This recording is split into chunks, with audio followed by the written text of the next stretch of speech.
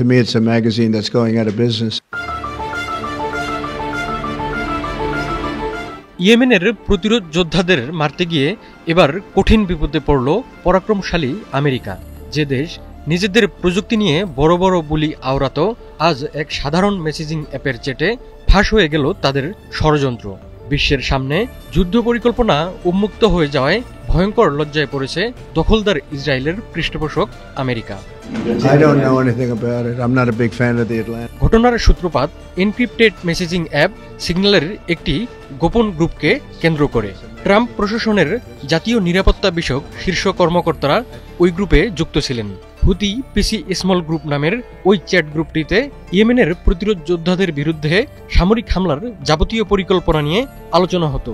প্রতিরক্ষা সচিব পিট হেগসেথ, জাতীয় নিরাপত্তা উপদেষ্টা Michael Waltz, vice president JD Vance, জাতীয় গোয়েন্দা পরিচালক তুলসী গেবার্ড সহ আরও কয়েকজন গুরুত্বপূর্ণ কর্মকর্তা সেখানে স্পর্শকাতর বিষয়ে আলাপ করতেন।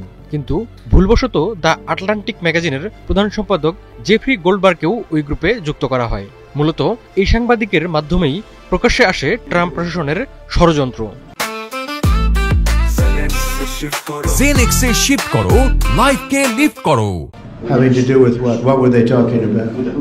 দ্য আটলান্টিক এক প্রতিবেদনে জানিয়েছে, ইরান সমর্থিত ইয়েমেনের প্রতিরোধ যোদ্ধাদের বিরুদ্ধে সামরিক হামলার বিস্তারিত পরিকল্পনা নিয়ে আলোচনা হয়েছিল।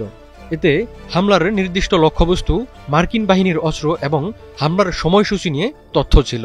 আটলান্টিক সম্পাদক গোল্ডবার্গ গত 15 মার্চ ওই মেসেজগুলো দেখতে পান। আশ্চর্যজনকভাবে তিনি তথ্য পাওয়ার মাত্র 2 ঘন্টা পরেই ইয়েমেনে একাধিক বিমান হামলা শুরু করে যুক্তরাষ্ট্র। হামলার পরিকল্পনা ফাঁসের পর বিব্রতকর পরিস্থিতিতে পড়েছে ট্রাম্প প্রশাসন। প্রেসিডেন্ট ডোনাল্ড ট্রাম্প বলেছেন, আমি এ বিষয়ে কিছুই জানি না, আমি দ্য আটলান্টিকের বড় ভক্ত নই। পরে অবশ্য হোয়াইট হাউসের একজন কর্মকর্তা জানিয়েছেন, বিষয়টি নিয়ে ট্রাম্পকে বিস্তারিত জানানো হয়েছে। যুদ্ধের পরিকল্পনা ফাঁসের ঘটনায় ডেমোক্রেটদের সমালোচনার মুখে পড়েছে ট্রাম্প প্রশাসন। সিনেটর টেমি ডাকওয়ার্থ এ ঘটনাকে জাতীয় নিরাপত্তার জন্য হুমকি বলে অভিহিত করেছেন।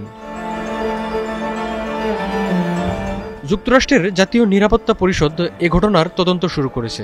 প্রাথমিকভাবে ধারণা করা হচ্ছে, কোনো কর্মকর্তা ভুলবশত গোল্ডবার্গের ফোন নম্বর ওই গ্রুপে যুক্ত করে ফেলেছেন। তবে গুরুত্বপূর্ণ এবং সংবেদনশীল আলোচনার জন্য কেন একটি বাণিজ্যিক অ্যাপ ব্যবহার করা হচ্ছিল তা নিয়ে প্রশ্ন উঠেছে। নিরাপত্তা বিশেষজ্ঞরা এ ঘটনাকে মার্কিন প্রশাসনের তথ্য ব্যবস্থাপনার গুরুতর ত্রুটি হিসেবে দেখছেন।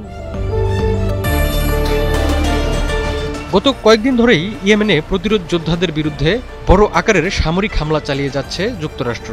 গাজায় অবরোধের পর লোহিত সাগরে ইসরায়েলের সঙ্গে যুক্ত জাহাজগুলোতে হামলার হুমকি দিয়েছিল ইয়েমেন।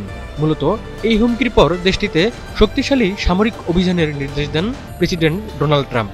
যুদ্ধ পরিকল্পনা ফাঁসের ঘটনা কিভাবে সামাল দেন মিস্টার প্রেসিডেন্ট, সেটাই এখন দেখবার বিষয়।